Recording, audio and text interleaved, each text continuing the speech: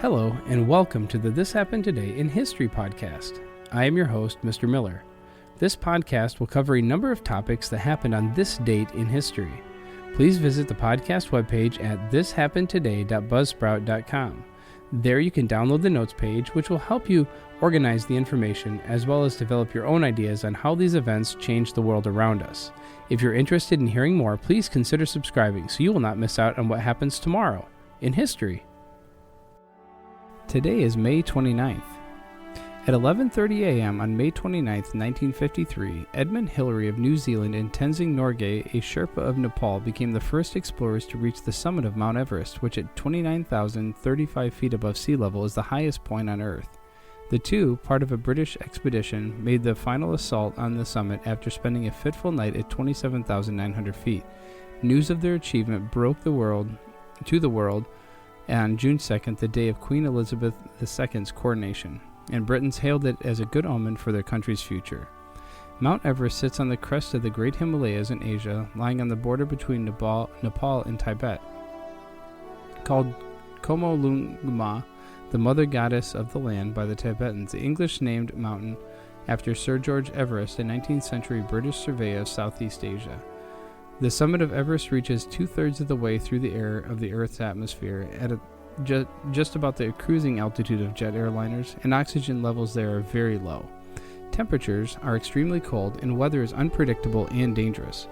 The first recorded attempt to climb Everest was made in 1921 by a British expedition that trekked 400 difficult miles across the Tibetan Plateau to the foot of the Great Mountain. A raging storm forced them to abort their ascent, but the mountaineers, among them George Leigh Mallory, had seen what appeared to be a feasible route up the peak. It was Mallory who quipped when later asked by a journalist why he wanted to climb Everest, because it's there. A second British expedition featuring Mallory returned in 1922, and climbers George Finch and Geoffrey Bruce reached an impressive height of more than 27,000 feet. In another attempt made by Mallory that year, 7 Sherpa porters were killed in an avalanche. The Sherpas native to the Khumbu region have long played an essential support role in Himalayan climbs and treks because of their strength and ability to endure the high altitudes. In 1924, a third Everest expedition was launched by the British, and climber Edward Norton reached an elevation of 28,128 feet, 900 vertical feet short of the summit, without using artificial oxygen. 4 days later, Mallory and Andrew Irving launched the summit assault and were never seen alive again. In 1999, Mallory's largely preserved body was found high on Everest. He had suffered numerous broken bones in a fall.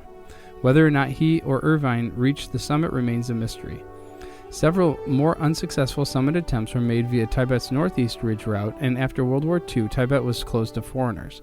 In 1949, Nepal opened its door to the outside world, and in 1950 and 51, British expeditions made exploratory climbs up the southeast ridge route. In 1952, a Swiss expedition navigated the treacherous Khumbu icefall in the first real summit attempt. 2 climbers, Raymond Lambert and Tenzing Norgay, reached 28,210 feet just below the south summit, but had to turn back for want of supplies. Shocked by the near success of the Swiss expedition, a large British expedition was organized in 1953 under the command of Colonel John Hunt. In addition to the best British climbers and such highly experienced Sherpas as Tenzing Norgay, the expedition enlisted talent from the British Commonwealth such as New Zealanders George Low and Edmund Hillary, the latter of whom worked as a beekeeper when not climbing mountains. Members of the expedition were equipped with specially insulated boots and clothing, portable radio equipment, and open and closed circuit oxygen systems. Setting up a series of camps, the expedition pushed its way up the mountain in April and May 1953. A new passage was forged through the Khumbu icefall, and the climbers made their way up the western CWM across the Loess face to the South Col at about 26,000 feet. On May 26, Charles Evans and Tom Bourdoin launched the first assault on the summit and came back within 300 feet of the top of Everest before having to turn back because one of their oxygen sets was malfunctioning. On May 28th, Tenzing and Hillary set out, setting up a high camp at 27,900 feet. After a freezing, sleepless night, the pair plodded on, reaching the south summit by 9 a.m. in a steep, rocky step some 40 feet high about an hour later. Wedging himself in a crack in the face, Hillary inched himself up what was thereafter known as Hillary's Step. Hillary threw down a rope and Norgay followed, and about 11:30 a.m. the climbers arrived at the top of the world. News of the success was rushed by runner from the expedition's base camp to the radio post at Namche Bazaar and then sent by coded message to London, where Queen Elizabeth II learned about the achievement on June 1st, the eve of her coronation. The next day, the news broke all around the world, and later that year, Hillary and Hunt were knighted by the Queen. Norgay, because he was not a citizen of the Commonwealth nation, received the Lesser British Empire Medal. On May 29, 1999, Space Shuttle Discovery became the first space shuttle to dock with the International Space Station. Part of the STS-96 space shuttle mission was to resupply the ISS so it carried the Space Hab module and the payload, filled with cargo for station outfitting, including crane parts, a satellite, and research equipment. STS-96 launched from Kennedy Space Center on May 27, 1999. It docked for 5 days, 18 hours, and 15 minutes. The mission lasted 9 days, 19 hours, 13 minutes, and 57 seconds, landing in Florida on June 3, 1999. The Discovery crew was commanded by Kent Rominger, piloted by Rick Husband, and mission specialists Danny Berry, Ellen Ochoa, Tamara Jenigan, Julie Payette of Canada, and Valery Tokarev of Russia. The crew carried out the 45th spacewalk in space shuttle history, which lasted 7 hours and 55 minutes. Jernigan and Berry transferred the orbital transfer device and parts of the Russian crane Strela from the payload bay and installed them on the outside of the station. Discovery was NASA's third space shuttle orbiter, making its inaugural flight in 1984. After completing more than 30 successful missions, it was the first operational NASA shuttle to be retired in March of 2011.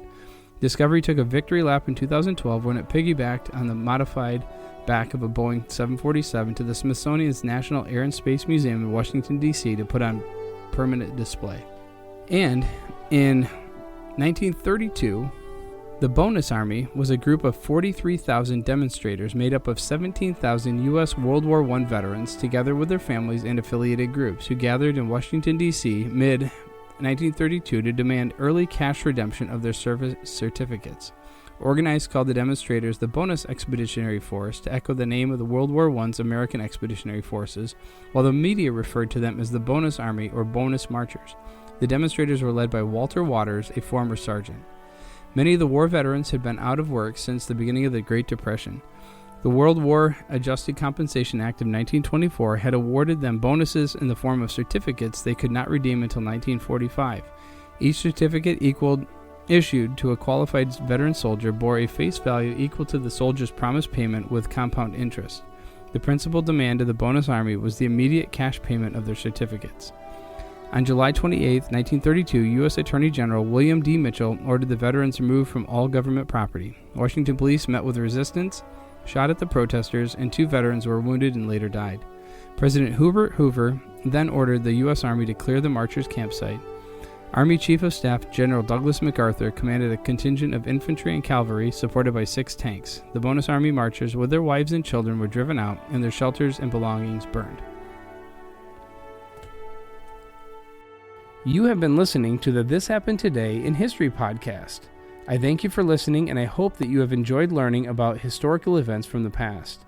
Thank you to the following websites for their information regarding today's topics: ThePeopleHistory.com, The Conquest of Mount Everest at History.com, 1999 International Space Station at www.edn.com, and World War I Vets in the Bonus Army at the Center for Rule of Law.org. The music used as the background track for this podcast is Americana, created by Kevin MacLeod on Incompetech.com. If you enjoyed this information and would like to hear more, please consider subscribing, as this will keep the historical events in your feed in the morning for each day. I hope you have a great day.